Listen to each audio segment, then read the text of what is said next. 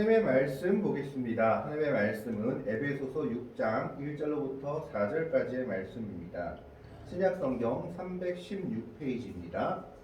신약성경 316페이지에 있는 에베소서 6장 1절로부터 4절까지의 말씀을 얼마 안 되니까 다 4절의 말씀을 같이 읽도록 하겠습니다. 합독을 합니다. 다 같이 읽습니다. 자녀들아, 주 안에서 너희 부모에게 순종하라. 이것이 옳으니라. 내 아버지와 어머니를 공경하라. 이것은 약속이 있는 첫 계명이니 이로써 내가 잘되고 땅에서 장수하리라. 또 아비들아, 너희 자녀를 노엽게 하지 말고 오직 주의 교훈과 훈계로 양육하라. 아멘.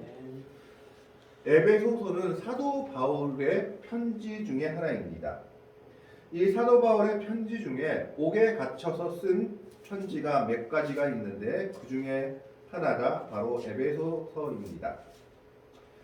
그런데 이 에베소서는 6장으로 구성이 되어 있는데 크게 두 부분으로 나뉘어져 있습니다. 에베소서 1장부터 3장까지는 하나님이 베푸신 구원에 대해서 말하는 교리적인 부분을 다루고 있다고 한다면 4장부터 6장까지는 구원받은 자의 마땅한 삶에 대해서 실천적인 부분에 대해서 다루고 있는 것이 에베소서의 특징입니다.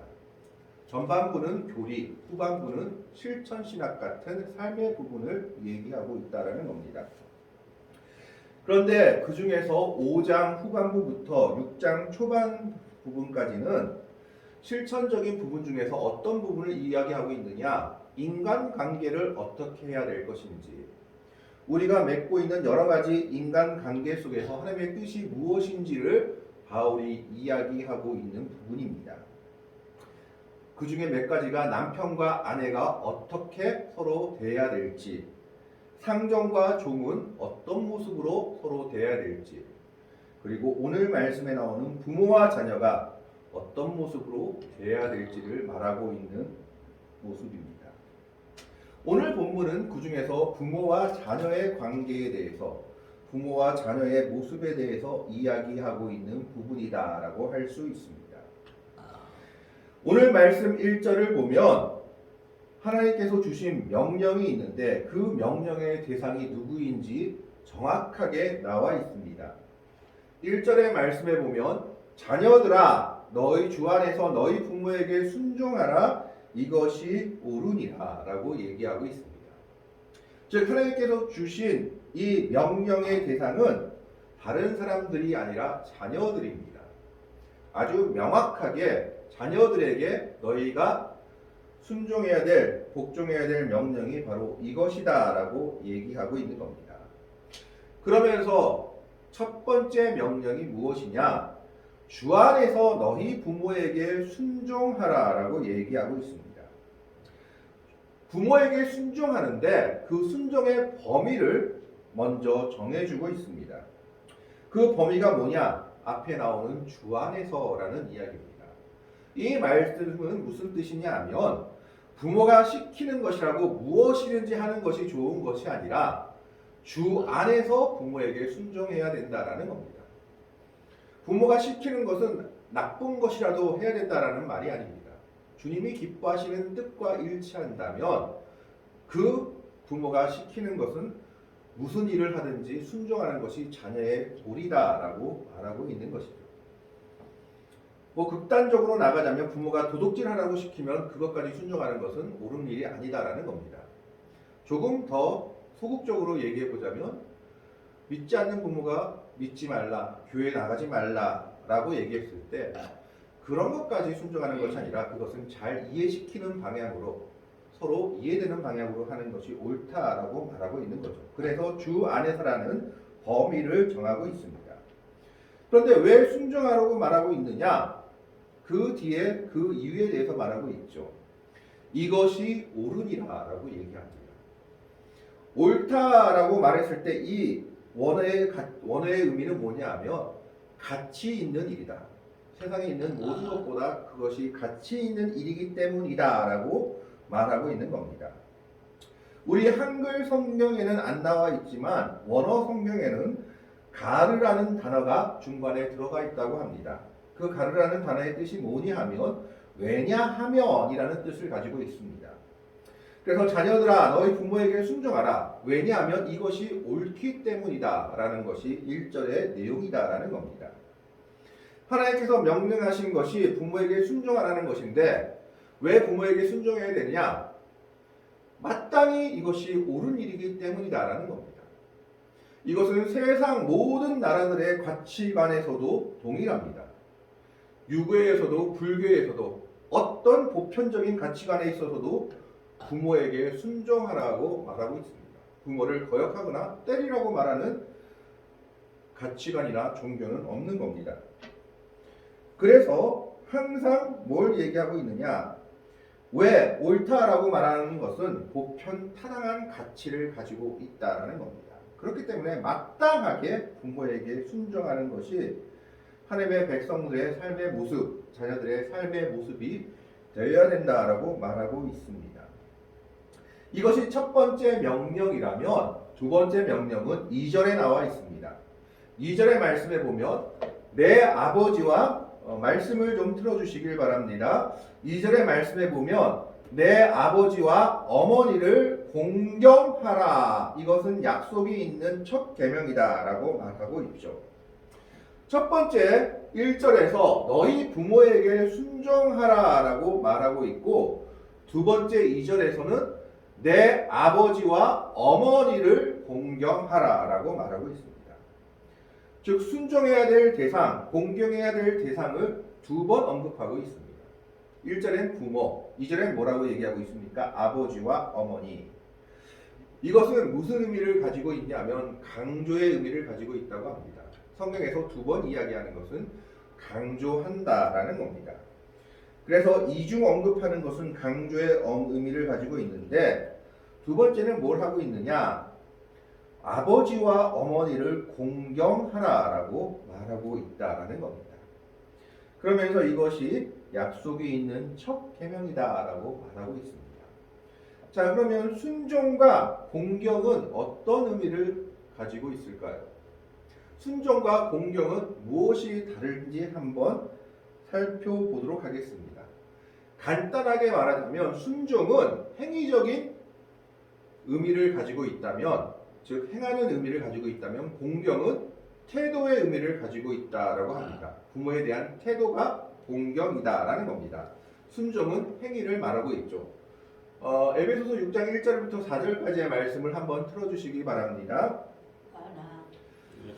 자, 그러면 순종이란 말은 원어로 보면 휘파쿠오라고 한다고 합니다. 휘파쿠오라는 말은 무슨 말이냐 하면 아래에서라는 뜻의 휘포와 그 다음에 듣는다, 듣다라는 말을 뜻을 가지고 있는 아쿠오라는 단어가 합쳐진 단어라고 합니다. 그러니까 휘파쿠오는 아래라는 휘포, 듣는다는 아쿠오 합쳐서 휘파쿠오입니다.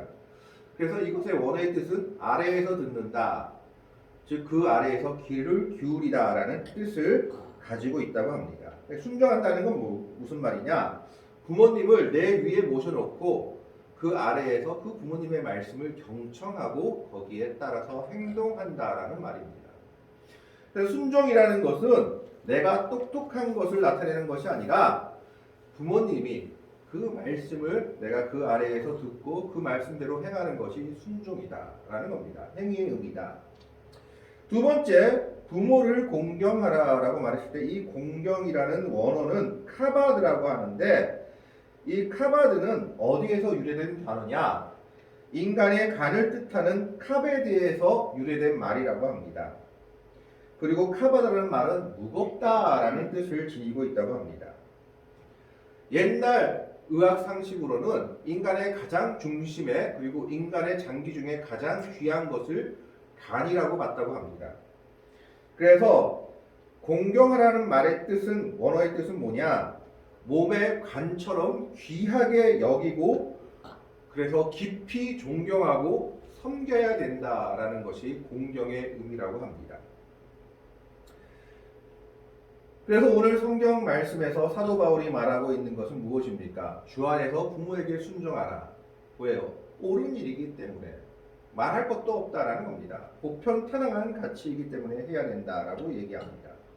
두 번째는 부모를 어떻게 대해야 되느냐? 공경해야 된다라고 얘기합니다.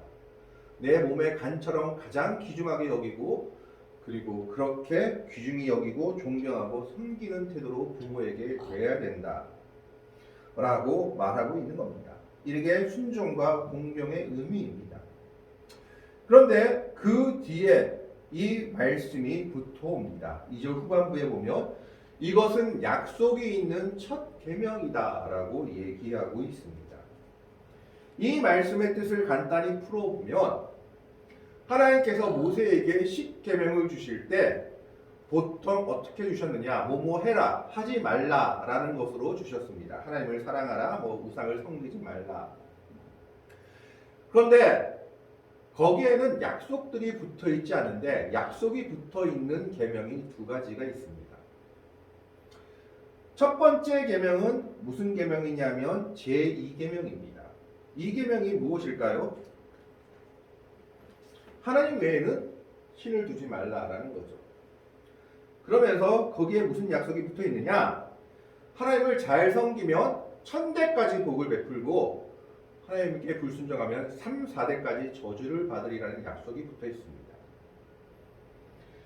그러나 이것을 약속이 있는 첫 계명으로 보지 않는 것은 이것은 약속이라기보다 하나님의 질투하시는 성품을 나타내는 것으로 이해하고 있기 때문에 약속이 있는 첫 계명으로 보지 않습니다. 그런데 그래서 쭉 내려가다가 다시 약속이 달려있는 계명이 하나 나옵니다.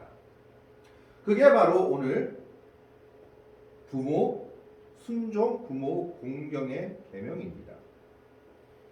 그 약속이 출애굽기 20장 12절과 신명기 5장 16절에 나오는데 출애굽기 20장 12절에는 이렇게 얘기하고 있습니다. 내 부모를 공경하라. 그리하면 내 하나님 여호와가 내게 준 땅에서 내 생명이 길리라. 생명이 길다라는 약속이 붙어 있습니다. 신명기 5장 16절에 이렇게 기록하고 있습니다. 너는 내 하나님 여호와께서 명령한 대로 내 부모를 공경하라. 그리하면 내 하나님 여호와가 내게 준 땅에서 내 생명이 길고 복을 누리리라. 즉 10계명 중에 약속이 달려있는 계명이 별로 없는데 약속이 달려있는 첫 계명이 부모 공경의 계명이다라는 겁니다. 가장 먼저 나오는 게 바로 부모 공경이죠. 1계명부터 4계명까지는 하나님과의 관계에 대한 계명이라면 5계명부터 10계명까지는 인간 사이의 관계에 대한 계명인데 그 중에 가장 먼저 나오는 게 무슨 계명이냐? 부모에게 순종하라, 부모를 공경하라는 계명이 가장 먼저 나오고 있습니다. 이것은 우리가 조금 더 우리식대로 풀어보자면 인간관계 중에서 가장 중요한 관계가 부모와 자식 간의 관계다라는 겁니다. 그러면서 우리가 제일 힘을 써야 할 관계 중에 하나가 부모와 자녀 간의 관계다라는 것을 말하고 있습니다. 그래서 자녀들을 부모를 공경하라라고 말하면서 이 말씀에 순종했을 때 하나님께서 주신 약속이 두 가지가 있습니다. 출애굽기 20장 12절에 보듯이 내 생명이 길리라. 부모에게 효도하는 자녀는 장수의 복을 누린다라는 약속을 주셨습니다. 두 번째는 신명기 5장 16절에 말하듯이 내 생명이 길고 복을 누리리라 라고 말하고 있습니다. 복 받는다라는 거죠. 여기서 말하는 복은 잘 사는 것, 건강하게 사는 것만을 말하는 것이 아닙니다. 물론 그것도 하나님께서 주신 복이기도 합니다. 그러나 여기서 복을 누린다라고 말했을 때는 이 복은 하나님의 은혜 안에 사는 것을 이야기하고 있습니다. 성경에 보면 많은 열왕기상 그리고 역대기상 보면 많은 왕들, 부귀영화를 누릴 왕들이 나옵니다. 그런데 그 부귀영화과 권세를 누린 왕들이 끝이 별로 좋지 않은 것을 보게 되죠. 왜 그렇습니까? 하나님과의 관계가 좋지 않기 때문에. 그래서 그런 사람들은 복 받았다라고 말할 수 없는 겁니다. 그래서 여기서 복을 받는다는 것은 하나님의 은혜 안에 사는 것, 하나님과의 바른 관계 속에 사는 그 복을 이야기하고 있는 겁니다. 물론 이 땅에서 물질도 건강도 하나님의 은혜 안에서 허락될 수 있습니다. 그러나 근본적으로 이 복은 무엇이냐? 하나님과의 은혜 안에서 올바른 관계 안에 사는 복이 하나님의 백성들에게 있을 것이다. 라고 얘기하고 있는 겁니다. 그래서 오늘 말씀에서도 뭐라고 얘기합니까? 3절에 아버지와 어머니를 공경하고 순종하면 이것은 약속이 있는 첫 계명이니 이로써 내가 잘되고 복받는다는 걸 얘기하고 있죠. 땅에서 장수하리라. 사도 바울은 약간 바꿨습니다. 이게 무슨 말이냐 하면 출애굽기 20장과 신명기 5장 16절에서는 하나님께서 주신 땅 그리고 하나님이 이스라엘 백성들에게 준 땅이라고 얘기하고 있습니다. 그러니까 가나안 땅 하나님께서 이스라엘 백성들에게 기업으로 허락하신 땅을 얘기하고 있지만 사도 바울은 이것을 조금 바꿔서 뭐라고 얘기하느냐, 하나님을 믿는 백성들이 사는 그 땅 어디서든지 범위를 더 넓히고 있는 겁니다. 그래서 이로써 내가 잘되고 땅에서 장수한다라고 얘기하고 있습니다. 물론 어쩌나 그렇지 않은 경우도 있겠지만 하나님의 뜻 안에서는 부모에게 순종하는 자녀들, 부모를 공경하는 자녀들이 잘되지 못하는 경우는 거의 없다라고 보면 됩니다. 왜? 하나님이 약속하셨기 때문입니다. 그 약속의 처음이 장수할 것이다. 두 번째, 이 땅에서 복을 누릴 것이다. 하나님의 약속이 있는 계명이기 때문입니다. 하나님은 이 부모 공경을 어디 지위까지 놓고 있냐 하면 레위기를 보시면 레위기는 거룩에 관한 책인데 이 거룩에 관한 책에서 첫 번째 실천 사항을 뭐로 얘기하고 있느냐? 부모 공경에 대해서 얘기하고 있습니다. 레위기 19장 28절을 한번 찾을 수 있으면 찾아보시기 바랍니다. 레위기 19장 28절입니다. 레위기 19장 28절을 찾으시고 한번 같이 읽어보도록 하겠습니다. 19장 28절이 아니고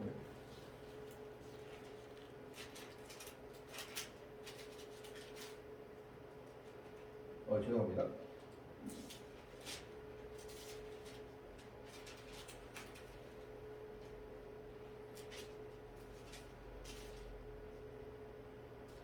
주문자 때문에 죄송합니다. 잘못했네요.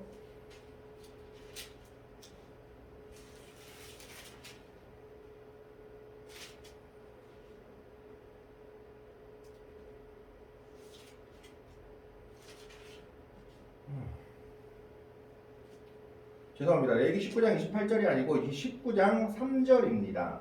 19장 3절을 말하고 읽겠습니다. 19장 3절을 2절 3절을 같이 읽겠습니다.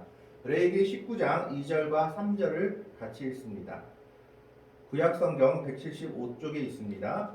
2절 3절을 같이 읽습니다. 시작. 너는 이스라엘 자손의 온 회중에게 말하여 이르라. 너희는 거룩하라. 이는 나 여호와 너희 하나님이 거룩함이니라. 너희 각 사람은 부모를 경외하고 나의 안식일을 지키라. 나는 너희의 하나님 여호와이니라. 아멘. 하나님께서 이스라엘 백성들에게 거룩하라라고 말씀하신데 그리고 나서 갑자기 나온 첫 번째 계명이 뭐냐? 3절의 내용인데 조금 연결이 잘 안 됩니다. 너희 각 사람은 부모를 경외하고 나의 안식일을 지키라. 아니 부모를 경외하는 것하고 안식일을 지키는 것하고 무슨 관계가 있길래 이것이 연달아 나온다라는 이야기입니까? 그러면서 나는 너희의 하나님 여호와다라고 얘기하고 있습니다. 여기서 부모를 경외한다라고 했을 때 원어로는 이 경외라는 단어가 야레라고 합니다. 그런데 이 야레라는 단어가 어떨 때 쓰이느냐? 하나님이 목적어일 때에만 쓰이는 단어가 여기서 쓰였다고 합니다. 즉 부모를 공경하는 것은 하나님을 공경하는 것과 같다라는 의미로 쓰인 것이다라는 것이죠. 결국 이것은 무슨 말입니까? 예배하는 것과 부모를 섬기는 것과 동일선상에 놓고 있는 겁니다. 그만큼 중요한 일이고 귀중한 일이다라는 겁니다. 하나님을 대하는 무게감으로 부모를 대하라고 말하고 있는 겁니다. 그만큼 우리에게 부모는 소중한 존재들임을 얘기하고 있습니다. 그래서 마르틴 루터는 뭐라고 얘기했습니까? 하나님께서 하나님을 대신해서 이 땅에 우리에게 부모를 주셨다라고 말했습니다. 부모에게 효도하는 것은 하나님께 예배하는 것과 같다라는 겁니다. 그래서 부모를 경외하고 나의 안식일을 지키라고 말하고 있는 겁니다. 심지어 부모를 경외하지 않는 자들에 대해서 뭐라고 얘기하고 있습니까? 출애굽기에는 부모를 저주하는 자는 돌로 쳐 죽이라고 얘기하고 있고, 잠언 30장의 나중에 내용을 찾아보시면 부모에게 순종하고 폐역하는 자는 나중에 까마귀와 그리고 독수리에게 눈이 파먹힐 것이다 라고 저주하고 있는 것을 보게 됩니다. 그만큼 부모에게 공경하는 것은 믿음의 삶 속에서도 가장 중요한 일 중에 하나라는 겁니다. 기독교가 흔히 오해받는 것 중에 하나가 불의의 종교라는 겁니다. 제사 지내지 않기 때문에.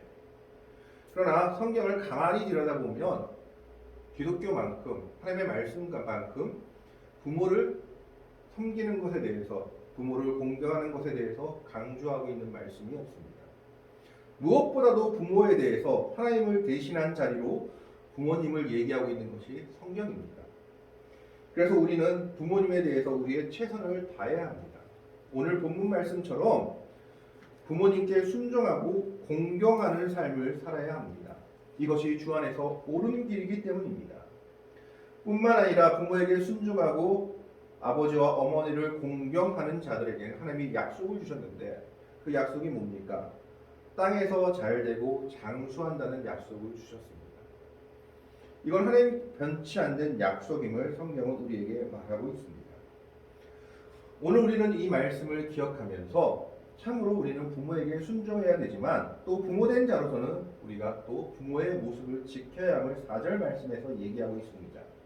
4절 말씀을 보면, 또 아비들아 너희 자녀를 노엽게 하지 말고 오직 주의 교훈과 훈계로 양육하라. 부모된 자들 아비로 통합하고 있는데, 이들이 부모된 자로서 지켜야 될 것이 하나 있습니다. 자녀를 노엽게 하면 안 된다라는 겁니다. 자녀를 노엽게 한다는 것을 자녀를 자기 뜻대로, 자기 생각대로, 자기 마음대로 해서는 안 된다라는 겁니다. 어떤 분들은 감정적으로 자녀를 대하는 분이 있습니다. 그러나 그러지 말고 하나님의 말씀 안에서 자녀를 노엽게 하지 말고, 다만 무엇으로? 주의 교훈과 훈계로 양육해야 된다는 겁니다. 말씀으로. 교훈이라는 것은 어떤 체벌까지 들어가 있는 교육 방식이라고 한다면, 훈계는 말로 하는 교육 방식이다. 이 두 가지를 적절히 섞어서 부모다운 모습을 보여라고 또 부모에게 권면하고 있습니다. 오늘 말씀은 부모는 부모다워야 되고 자녀는 자녀다워야 되지만, 이 자녀의 본분은 무엇이냐? 부모에게 순종하고 부모를 공경하는 겁니다. 이유는 말할 것도 없습니다. 옳은 일이기 때문입니다. 그리고 그러한 자들에게 하나님이 약속을 주셨는데, 그게 무엇이냐? 잘되고 땅에서 장수하는 복을 누릴 것이다 라고 약속하셨습니다. 부모에게 효도하는 것은 하나님께 예배하는 것과 같은 것입니다. 부모에게 순종하고 부모를 공경하는 성도가 진정으로 하나님의 주신 믿음의 길을 걸어가는 성도라고 할 수 있습니다. 오늘 우리는 이 말씀을 기억하면서 부모는 부모다운 모습으로 자녀에게 본이 되고, 또 자녀는 오늘 말씀처럼 부모에게 주 안에서 순종하고 아버지와 어머니를 공경함으로 말미암아 하나님의 약속을, 이 땅에서 잘되고 장수하는 그 복된 약속을 받아 누릴 수 있는 성도들이 될 수 있기를 바랍니다. 이 말씀에서 약속하신 복들을 받아 누리며 정말 부모를 공경하며 순종하는 믿음의 백성들이 될 수 있기를 주님의 이름으로 간절히 축원합니다. 아멘. 기도하겠습니다. 하나님, 오늘은 하나님의 말씀을 봅니다.